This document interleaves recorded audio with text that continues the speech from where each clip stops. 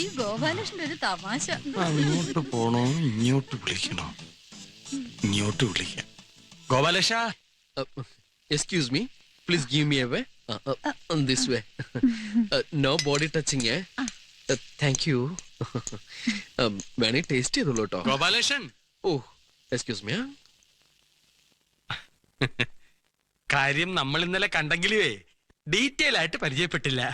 ഇന്നലെ നമ്മൾ ഡീറ്റെയിൽ ആയിട്ട് പരിചയപ്പെട്ടല്ലേ. സാറിന് പണിയൊന്നുമില്ലെന്നും വൈഫിനാണ് പണിയെന്നും. 5 സ്റ്റാർ വൈഫേ, ഇതൊക്കെ ഇന്നലെ പറഞ്ഞ കാര്യങ്ങളല്ലേ. എനിക്ക് ലേശം പണിയുണ്ടേ. അൽഫാനിയെ കൊച്ചുമഹായ അടുപ്പത്തിരിക്കുക. കൊച്ചുമോനെ ഇവിടെ ഇരിക്കട്ടെ. ഓ വരട്ടെ, ഞാൻ സൂസിയോട് പറഞ്ഞ ഒരു വിസ ഒപ്പിച്ചേരട്ടെ.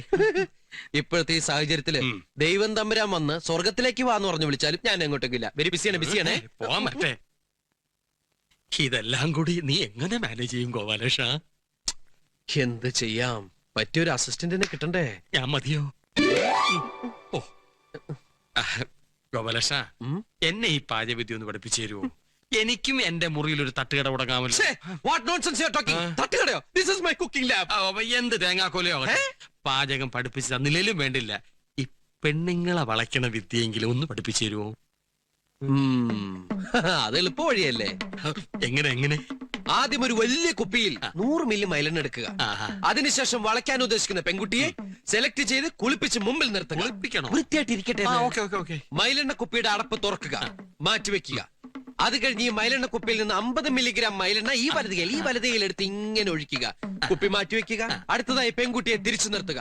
അവരുടെ നടുവിൽ ഈ എണ്ണ പുരട്ടുക. അതിനുശേഷം ഇങ്ങനെ മൃദുവായി തടവിക്കൊണ്ടിരിക്കുക. എന്ത് രസം. തടവിലിൽ ക്രൂരത സംഭവിക്കാതിരിക്കാൻ പ്രത്യേകം ശ്രദ്ധിക്കണം. എന്നോ ചാർത്തി പാടില്ലാന്ന്.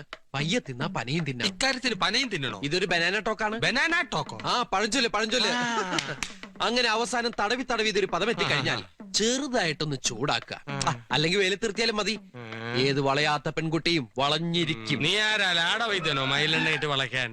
ഊതിയതല്ലേ? കാറ്റടിച്ചപ്പോ മനസ്സിലായില്ലേ? എടാ കൊച്ചനെ, നീ കൂടുതൽ നേളിക്കരുത്. അച്ഛന്റെ പ്രായമുള്ളൊരുത്തൻ മകന്റെ പ്രായമുള്ളൊരുത്തനോട് അമ്മയുടെ പ്രായത്തിലുള്ള പെൺകുട്ടികളെ കുറിച്ച് സംസാരിക്കാം. എടാ 4 തൈക്കളവുകൾ അകത്ത് നിൽക്കുന്നെന്ന് കരുതി നീ കൂടുതൽ ഷൈൻ ചെയ്യരുത്. ഞാൻ വിചാരിച്ച ഇപ്പൊ നിന്റെ അടുത്ത് പുറത്താക്കാൻ പറ്റും. പേടിപ്പിക്കണോ? ആണെന്ന് കൂട്ടിക്കോ. കടുക് വർത്തിയ മോത്തൊഴിക്കും.